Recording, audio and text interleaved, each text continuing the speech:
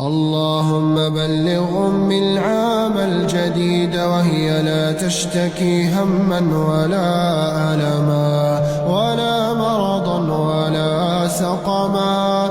اللهم ارزقها الصحة وطول العمر وحقق لها ما تتمناه.